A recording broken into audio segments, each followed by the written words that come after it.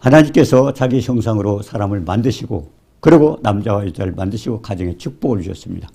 하나님의 뜻, 가정에 대한 하나님의 뜻이 무엇인가를 오늘 말씀을 통해서 축복받는 역사가 있기를 주님의 이름으로 축원합니다. 하나님의 자기 형상, 242번 하나님의 뜻 12번째입니다. 고린도전서 7장 19절에 고린도전서 7장 39절에 보면 아내는 남편이 살아있는 동안에 매여 있다가 남편이 죽으면 자유로워 자기 뜻대로 시집갈 것이라고 해서 이 말씀을 보기 전에 먼저 우리가 살필 것은 창세기 2장 18절에 뭐라고 했습니까? 사람이 혼자 사는 것이 좋지 아니하니 그래서 돕는 배필로 지었다고 그랬어요. 그래서 아담에게 취하신 그 갈빗대로 여자를 만들어서 결국 둘이 한 몸이 되게 했다. 그래서 결국 가정은 가정이 결국 남녀가 다 한 몸으로 그렇게 만들었다고 그랬습니다.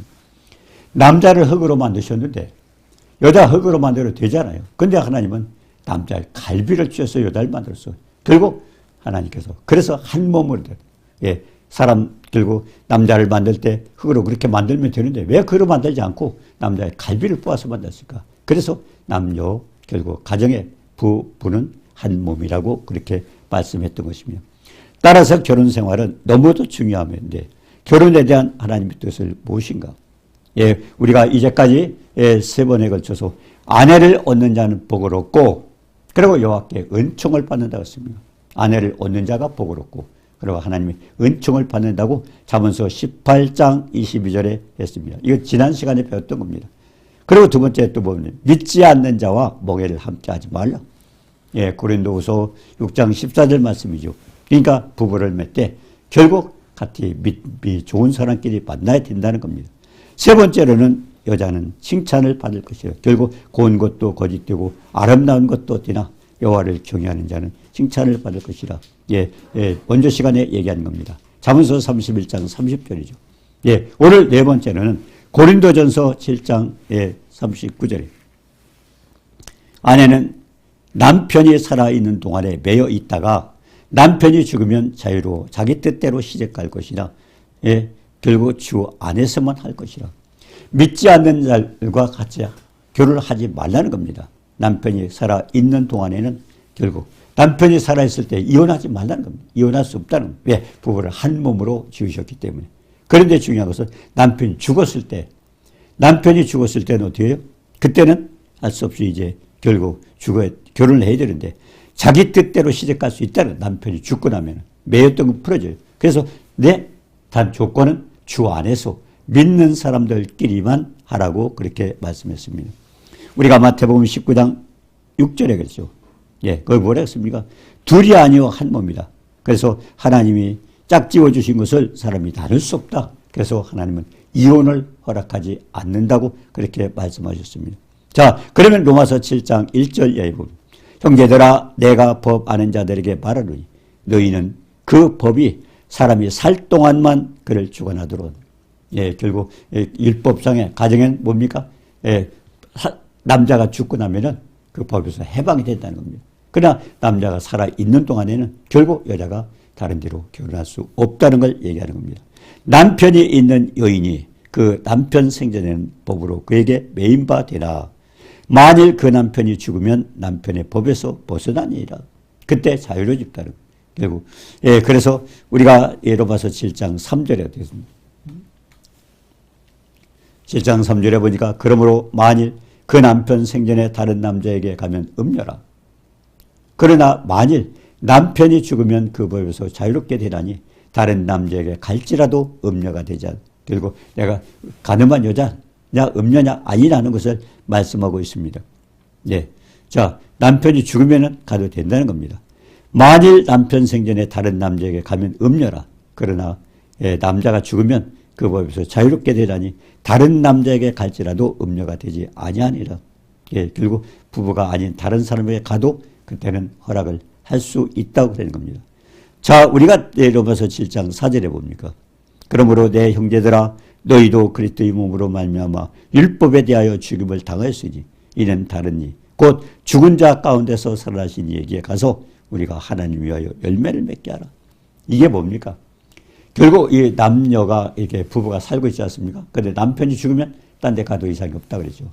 근데 지금 우리가 마태복음 27장 52절에 보면 또 이제 그러니까 영적으로 가정과 교회가 같다는 것을 가르쳐주고 있습니다. 예, 마태복음 27장 50절에 뭐예요? 무덤에 열리며 자던 성도의 몸이 일어나서 무덤에 그럼 자던 성도 그럼 지금 예수 그때 무덤을 낸 예수님이 희생 제물로 돼서 십자가에 돌아가셨어요. 예. 근데 예수님이 이제 부활하셨어요. 근데 여기서 뭘 얘기하냐? 우리가 평소에 가정에서 남편과 아내를 얘기했죠. 여기 남편은 지금 예수 그리스도를 얘기하는 겁니다. 근데 지금 예수께서 우리의 희생자물이 되어서 무덤에 들어가셨다는 건 남편이 죽은 걸 얘기하는 거예요. 그러니까 가정과 교회를 같이 비유해서 얘기하는 겁니다. 그 원리가요. 예, 그 원리는 가정에 대해서 왜 그렇게 했느냐 하는 것이 지금 예수 그리스도의 관계를 통해서 우리에게 가르쳐 주고 있는 것입니다. 예, 무덤이 늘이 열리며 자던 성도의 몸이 많이 일어나서 결국 부활되는 거죠. 예수님 부활하시면서. 그러면서 마태복음 27장 53절에는 예수의 부활 후에 그들이 무덤에서 나와서 거룩한 성에 들어가 이게 뭐냐면 결국 남편이 죽은 여자가 다른 사람과 결혼할 수 있다는 것. 그래서 예수 그리스도가 신랑 대신 예수 그리스도가 죽으면은 그 다음에 우리는 뭡니까? 거기에서 거룩한 성에 들어갈 수 있는 자유의 몸이 될 수 있다는 걸 가르쳐 줍니다. 그러니까 신랑 예수께서 죽으신 걸 얘기하는 거예요. 그래서 사도 바울은 비유해서 말하는 겁니다. 고린도서 11장 2절에 뭐 했어요? 하나님이 열심을 내는 것은 너희를 정결한 처녀로 한 남편 그리스도께 정결한 남편 그리스도께 우리를 증명하느니라. 전도가 그렇죠. 신랑 대신 예수와 신부된 우리를 같이 맺어주는 게 전도입니다. 예, 이 땅에서는 아니지만은 결국 우리가 지금 예수님 부활을 통해서 앞으로 그렇게 되는 것처럼 그래서 우리는 어떻게 해요? 지금은 우리는 다 신부예요. 이 땅에는 남자, 여자 이렇게 구분이 되지만 예, 그렇지 않습니까? 우리가 성부, 성자, 성령 있잖아요. 예, 어떤 이단들은 그래요. 어머니 하나님 믿으라고. 어머니 하나님 있습니까? 성경에? 없어요. 예, 없어요. 거기는 신랑 대신 예수와 신부된 우리 신부, 성도밖에 없어요. 예, 어머니라는 그런 직분이 없습니다. 예, 그렇기 때문에 고린도서 11장 2절에 사도 바울은 그랬지 않습니까? 예, 하나님이 열심을 내는 것은 전도를 얘기하는 겁니다. 너희를 정결한 처녀로 깨끗한 신부로 한 남편인 한 남편이 그리스도께 드려 신랑 대신 예수께 우리를 중매해 준다고 그렇게 했습니다. 자, 그렇기 때문에 사도 바울이 그랬습니까? 그러면 뭐야? 남편은 그리스도, 우리는 성도, 신부예요. 자, 그래서 우리가 요한계시록 19장 7절에 그랬죠. 우리가 즐거워하고 크게 기뻐하며 그에게 영광을 돌리세. 어린 양의 혼인 기약이 이르렀고 그의 아내가 자신을 준비하였으므로 그래서 결혼은 어린 양의 혼인 자체라고 했어요. 그래서 우리가 가정에서 남자를 만드시고 그러고서 뭡니까? 남자의 갈비를 주셔서 여자를 만들었던 것처럼 천국에서는 어떻게 돼요? 신랑 대신 예수께 우리가 신부가 되어서 성도가 예수를 믿고 권받아서 신부가 되어서 결국 신랑 신부. 그래서 어린 양 혼인잔치를 얘기하는 겁니다. 지금 왜 이 말씀을 하고 있냐면 남편이 죽으면 여자가 자유롭게 된다는 가르쳐주기 위해서 우리 똑같습니다. 예, 똑같아요. 결국 교회와 가정이 똑같다는 것을 우리에게 가르쳐주고 있습니다. 그러니까 교회의 그 원리를 통해서 가정도 그렇게 법을 정하신 겁니다. 남편이 살아있는 동안에 매여 있다가 이거 뭡니까? 남편이 살아있는 현실 속에서는 가정을 이루고 살고 있지만 살고 있어요. 근데 남편이 죽으면 뭐예요? 남편이 없어요. 그럼 여자 혼자 있는 거예요. 그것을 마태복음 27장 50절에 예수께서 다시 크게 소리치고 영혼이 떠나가더라. 남편이 죽으면 예수님이 결국 십자가 희생제물이 되신 걸 얘기하는 겁니다. 그러면 남편이 죽으면 어떻게 해요? 자유롭게 자기 뜻대로 시집갈 것이다. 예, 결국 부부가 살다가 남편이 죽이면 자유롭게 돼서 딴 데 시집가도 관계 없는 것처럼 마태복음 27장 53절에도 예수께서 부활 후에 부활해서 어떻게 됐어요? 우리도 무덤에서 나와 거룩한 성에 들어가 우리 자유몸이 되어서 결국 거룩한 성에 들어간다는 걸 얘기하는 겁니다. 자, 에베소서 5장 22절에 아내들이요 자기 남편들에게 복종하기를 주께 하더라. 그러니까 가정과 교회를 같이 얘기하는 겁니다. 그러면서 뭐라고 했어? 23절에 이는 남편이 아내의 버리됨이요 그리스도께서 교회의 버리됨과 같음이니 그가 바로 몸의 구주시니라. 하나님이 질서를 어떻게 만들었냐면 네, 남편이 아내의 버리됨이라. 가정에서도 가정의 최고 권위자 누굽니까? 남편입니다. 교회는 누구예요? 목사입니다. 또 이 국가에서는 뭡니까? 대통령입니다. 왕입니다. 그걸 말씀하는 거예요. 예, 그러니까 예, 결국 어떻게 됩니까? 남편이 아내의 머리되며, 예, 하나님 질서 위에서 이렇게 만드신 거예요. 남편이 아내의 머리 되고, 그리스도께서는 또 교회의 머리 되고, 예, 교회의 머리 되고, 그리고 뭡니까? 그가 바로 몸의 구주시라. 자, 그래서 에베소 5장 24절에 그러므로 교회가 그리스도에게 하듯 아내들도 범사에 자기 남편에게 복종하라. 이제 가정을 가지고 있을 때 마찬가지죠. 근데 결국 나중에 남편이 죽고 나면은 자유로운 몸이 된다고 하는 걸 얘기하는 겁니다. 남편이 죽은 뒤에는 자유로워진다. 그런데 중요한 것은 남편이 죽고 다시 결국 다른 사람에게 결혼을 해서 여자가 결국 시집을 간다게 된다면 어떻게 조건이 있는데 주 안에서만 하라. 믿는 사람끼리 하라고 했습니다. 자, 우리가 고린도전서 7장 32절에 보니까요. 너희가 염려 없기를 원하노라. 장가가지 않는 자는 주의 일을 염려하여 어찌하여 주를 기쁘시게 할까더라. 장가를 갈 수 없다고 하는 것은 뭡니까? 예, 장가가지 않는 자는 주의 일을 염려하여 어찌하여 주를 장가 안 가는 건 뭐예요? 주님을 기쁘시게 하기 위해서. 주님을 기쁘시게 하기 위해서. 예, 그리고 주님의 일이 걱정이 돼서 염려가 돼. 주님께서 맡겨주신 사명이 있는데 그 사명을 감당하기 위해서 주님을 기쁘시게 해서 장가를 안 간다는. 근데 예, 결국 염려 없기를 원하라. 염려하지 말라는 겁니다. 예, 그러나 장가 간 자는 세상 일을 염려해요. 예, 장가 간 자는 뭐예요? 아내 걱정하잖아. 아내. 그러니까 세상 일을 걱정하는. 장가 간 자는 세상 일을 염려하여 어찌하여 아내를 기쁘게 할고. 결국 우리가 장가를 안 가는 사람은 누구를 기쁘게 해요? 하나님을 기쁘게 해요. 주님을 기쁘게 하는. 근데 장가 간 자는 뭡니까? 그런 아내를 기쁘게 해요. 이게 달라지죠. 그렇기 때문에 결국 장가 가도 우리가 그랬잖아요. 하나님이 가정에 복을 주시고 생육하고 번성에 따라 충만하고 그리고 다스리고 정복하는 이 축복을 주셨는데 근데 이제 장가를 안 가도 되는 사람 또 시집을 안 가도 되는 사람이 어떤 사람인가를 가르쳐주는 겁니다. 예, 그럼 장가를 안 가는 것은 뭡니까? 예, 결혼을 안 하는 것은 결국 하나님은 뭐예요? 그것들에게 복을 주셨고 의무라고 말씀드렸죠. 근데 중요한 것은 안 가도 되는 사람이 있어요. 시집을 안 가도 되는 사람이 있고 장가를 안 가도 되는 사람이 있어요. 그 조건이 뭡니까? 그걸 로마서 7장 32절에 말씀하는 거예요. 염려하여. 그래 염려하지 말라는 겁니다. 장가 가지 않는 자가 있다면 장가 가지 않는 사람이면 염려를 하지 말아야 되는데 그 조건이 뭡니까? 아내나 남편을 기쁘게 하려고 세상 일을 염려하는 거. 예, 그건 하지 말라는 겁니다. 세상 일 염려하지 말고 주님의 일을 염려하고, 예? 주님의 일을 염려하고 주님을 기쁘시게 한다면은 그 사람은 장가를 가지 않아도 된다는 것입니다. 또 여자도 마찬가지예요. 결국 남편을 기쁘게 하고 세상 일을 거기에 염려가 된다면 결국 주님의 일을 염려해서 결혼 안 해도 된다. 처녀도 그래 조건이 있습니다. 자, 그러면 처녀로 지내는 사람이 있는데 이렇게 결혼을 해도 되고 하지 않아도 되는 이런 것이 있는데 이건 뭐냐? 흐트럼 없이 그것을 수 있게 주님을 섬기기 위해서는 장가 가지 않아도 되고 시집 가지 않아도 된다고 그렇게 말씀을 하고 있는 것입니다. 장가 가지 않고. 네, 이제까지 먼저 우리가 전했던 말씀은 뭡니까? 하나님이 생육하고 번성에 따라 충만하라고. 그리고 그들에게 복을 주셨다. 그러니까 그건 뭐예요? 땅을 인간에게 맡겨줬잖아요. 그러면서 결혼을 하도록 생육하고 번성에 충만하라고 했는데 근데 조건은 결혼을 하지 않아도 되는 남자. 결혼을 또 하지 않아도 되는 여자. 그럼 어떤 여자를 그렇게 하나님이 인정을 해주느냐는 거예요. 결혼 안 해도. 지금은 모든 사람이 그런 조건 없이 하나님과 관계도 없이 그냥 결혼을 안 한다고. 왜?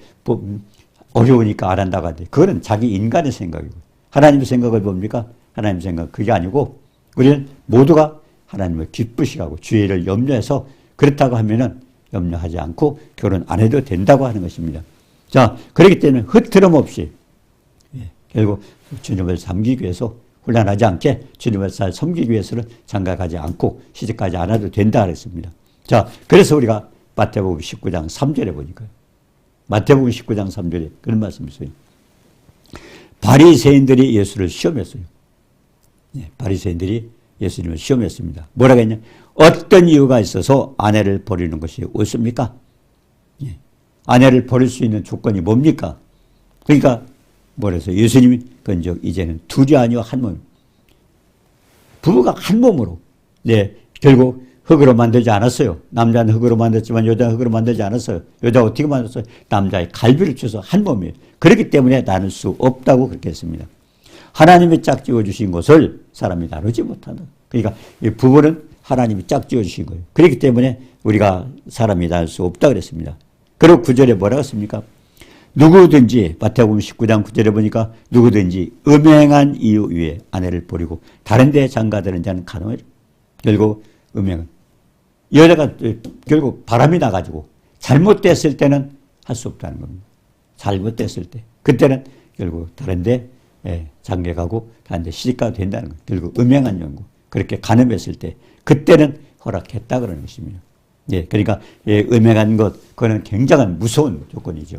그렇기 때문에 하나님께서 가나안 땅에 들어왔던 가나안 땅에 집어넣었던 이스라엘 백성들 애굽에서 430년 있다가 내려왔죠.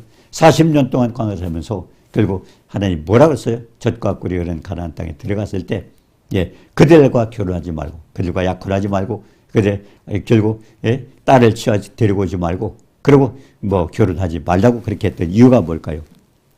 결국 그들은 레위기서 18장 보면요 이스라엘 백성들 그 가나안 땅 사람들 굉장히 결국 성적으로 엄청나게 타락했어요. 그렇기 때문에 그들도 뭡니까? 하나님께서 벌하셔서 결국 그들도 쫓아내고 다 죽이라고 그랬잖아요. 그러고 뭡니까?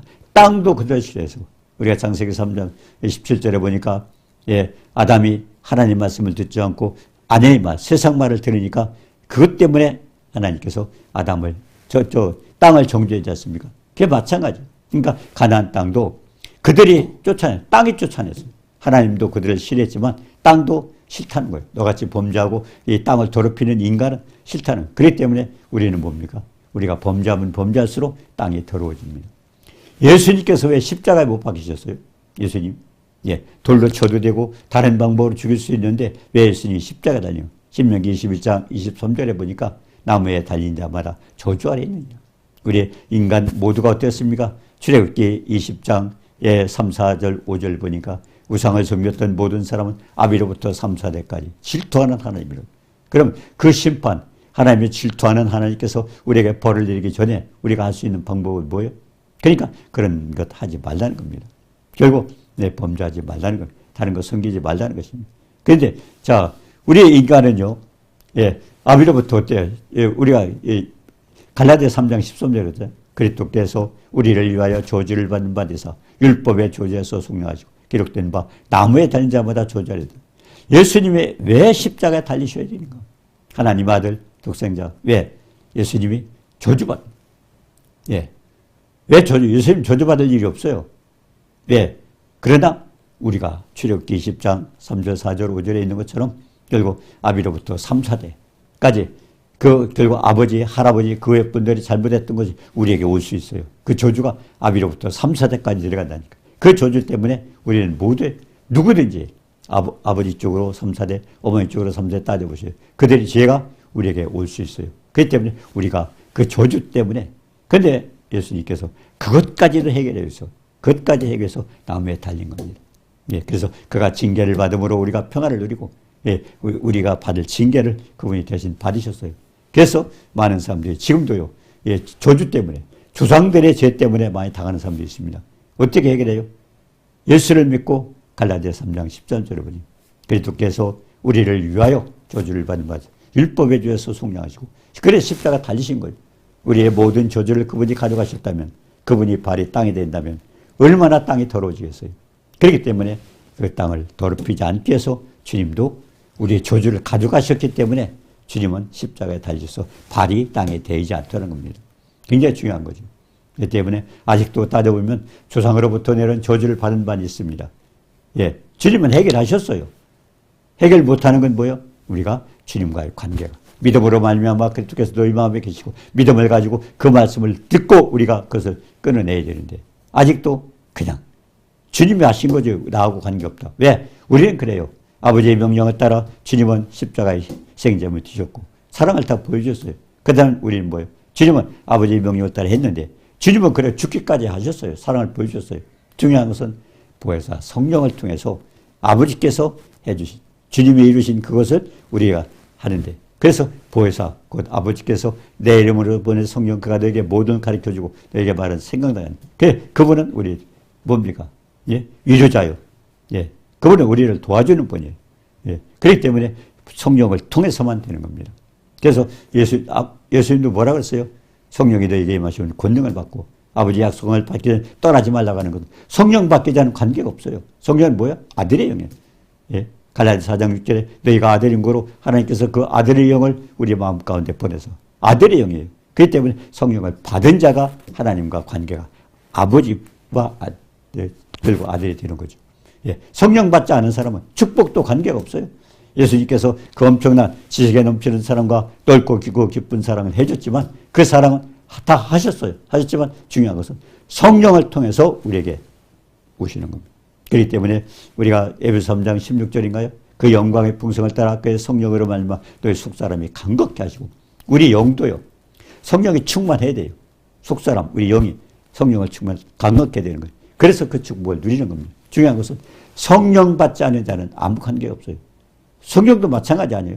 하나님께서 주신 걸 성령의 감동을 받은 사람이 하나님께 받아서 기록한 것이 성령이잖아요. 그러니까 성령 없이는요 하나님과 아무런 관계가 없는 겁니다. 그게 가장 중요한 것은 성령을 통해서 하는 거죠. 예. 자, 그렇기 때문에 가장 중요한 것은 예, 성령을 통해서만 우리가 축복을 받는다는 겁니다. 자, 그렇기 때문에 예, 이제 마태복음 19장 3절에 했잖아요. 예? 바리새인들이 예수를 시험하고 어떤 이유 때문에 아내를 버립니까? 음행한 연고 때문에 버리는 거다. 그렇지 않으면 예, 결국 이혼할 수 없다는 것입니다. 자, 그런데요. 마태복음 19장 예, 12절에 중요한 내용이 있습니다. 마태복음 19장 12절에 보니까 어머니 태로부터 된 고자도 있고 사람이 만든 고자도 있고 천국을 위하여 스스로는 고자도 있다. 결국 남자가 결혼하지 않는 조건입니다. 어떤 사람이 결혼을 하지 않느냐는 겁니다. 여기 보니까 어머니 태로부터 고자는 불구자를 한 거죠. 어머니 태로부터 나왔다. 태어날 때부터 고자로 태어났죠. 그 다음에 또 사람이 만든 고자.